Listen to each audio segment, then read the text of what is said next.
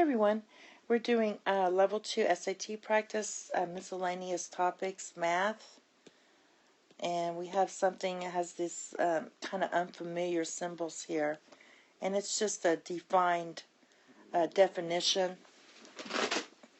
of this. So basically what we want to know, go ahead and read this, and we're going to just think logically about it. We're looking at if then. So basically, you know that if x, and I'll just say triangle y, is less than 0, what does that tell you about the relationship between x and y themselves? Could x be greater than y? No. So when x is greater than y, we have this right here. Okay? But absolute value is always non-negative, and because x and y are non-zero squares, must be positive. So in this question, must be positive in this question. So this must be positive. This first one must be positive. All right? But again, when you have this, you must be dealing here with the other definition. So and that's a definition that holds if and only if x is less than y. So we're dealing with this definition. Okay. So having some thinking about it, we're going to notice how fast we can move through the statements. Which ones have this, x is less than or equal to y? So let's look at number 1. Can we have x cubed equals y cubed? Could x be less than y? Yes, because in order for x cubed to equal y cubed, x and y themselves must be equal. So you do have this equal sign here. So, whoops, let me erase that. You do have the equal sign here. So that works. Now consider 2. And if 1 works, and then we can eliminate B and C, right? We can eliminate B, C, and E. Because 1 does work, and the other 3 didn't have 1.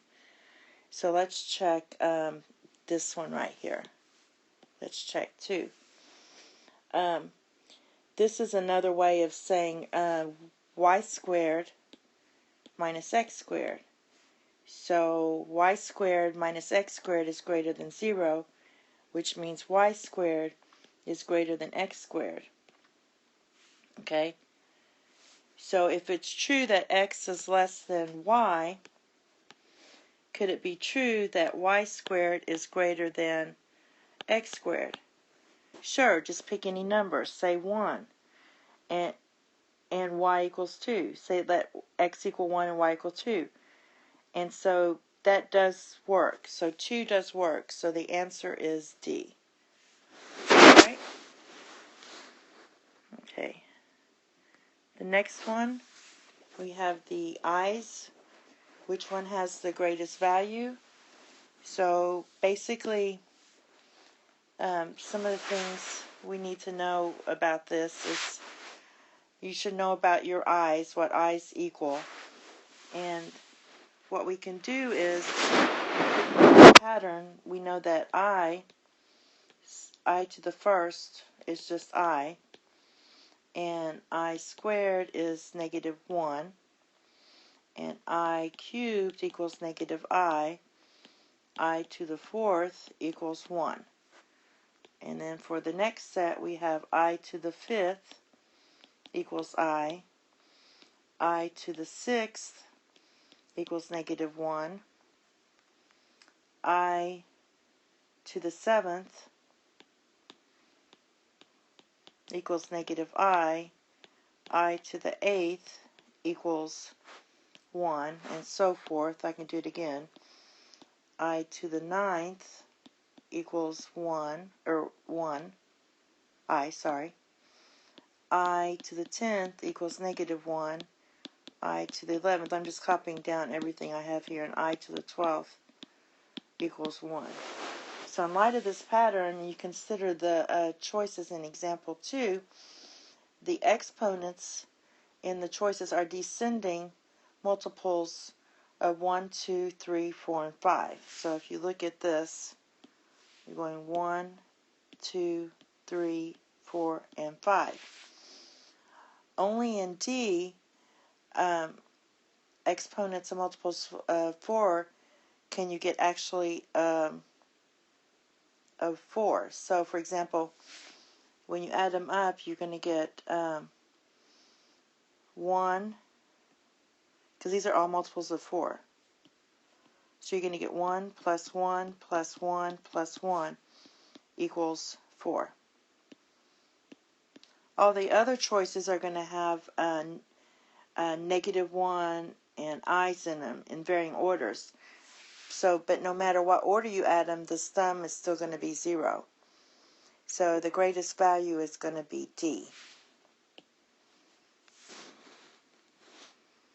Okay, and this one is a logic question. If Zik is a Zach, then a Zik is not a Zoke. And it should have been in quotation marks. If this statement is true, then which of the statements must also be true? So the example uses nonsense words to test your understanding of a basic rule of logic. So given a true statement, the statement's converse is not necessarily true. The statement's inverse is not necessarily true, but the statement's contrapositive must be true. Alright, so basically, if we have a statement like if then, if A then B, the converse is what you get when you flip the if and the then. You flip the if and then. So if you have the converse, if you have if A, then B, the converse is you just say if B, then A, which doesn't necessarily have to be true. Alright? The inverse is when you negate the if and the then. So it would be if A, then B. The inverse would be, if you don't mind, I'm just going to say not like this. Not A, then not B. And the contrapositive is when you flip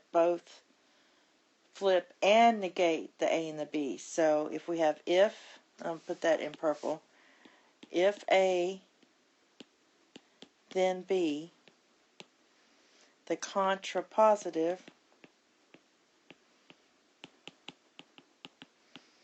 is going to be if not B, then not A. So what we want to do is we want to focus on this, and it says what must be true. So what we want to do is what must be true is the contrapositive, because the inverse and the converse aren't necessarily true. So we're going to flip this. If a Zik is a Zach, then a Zik is not a Zoke. So what we're going to write is, negate the terms, we're going to write if, flipping them, we're going to go if Zik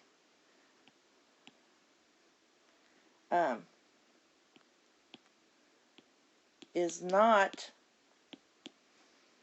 a Zoc, then a Zik is a Zach.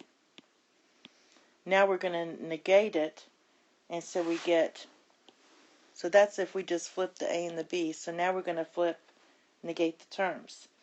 If Zik is a Zoc, then a Zik is not a Zach. So the answer is A. All right. Thank you and have a nice day. Bye-bye.